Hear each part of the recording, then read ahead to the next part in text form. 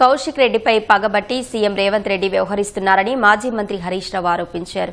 ప్రభుత్వ అవినీతిపై ప్రశ్నిస్తున్నందుకే కక్షగట్టారని హరీష్ ఆగ్రహం వ్యక్తం చేశారు. అసలు ఎథిక్స్ కమిటీ రిఫర్ చేయాల్సి వస్తే రేవంత్ రెడ్డిని రిఫర్ చేయాలని ఘాటుగా విమర్శించారు.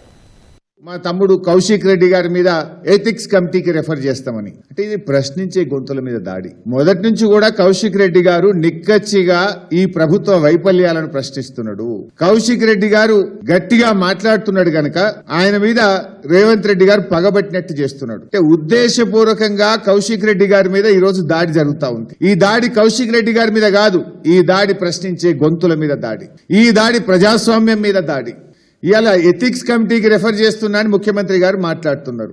అసలు ఎథిక్స్ కమిటీకి రెఫరెంట్ చెయ్యాలంటే అనాగరిక భాషలో అసెంబ్లీలో మాట్లాడిన రేవంత్ రెడ్డిని మొట్టమొదలు ఎథిక్స్ కమిటీకి రెఫర్ చేయాలి. బడ్వానే లాంటి భాష మాట్లాడినావు కదా, నోటితో నేను చెప్పలేనటువంటి ఉచ్చరించలేని భాషలో మాట్లాడిన రేవంత్ రెడ్డి ఫస్ట్ ఎథిక్స్ కమిటీకి రెఫర్ చేయాలి. శాసనసభ సభ్యత్వానికి అనర్హత వేటు వేయాల్సి వస్తే ముందు రేవంత్ రెడ్డి గారి మీద అనర్హత వేటు వేయాలి. ఒక కక్షతోని ఇలా ఎథిక్స్ కమిటీకి రెఫర్ చేసిండ్రు అనేది రాష్ట్ర ప్రజలకు అందరికీ అర్థమైతా ఉంది. దళిత గిరిజనులను మోసం చేసిన చరిత్ర రేవంత్ రెడ్డి గారిది, ఆయన ప్రభుత్వాన్ని.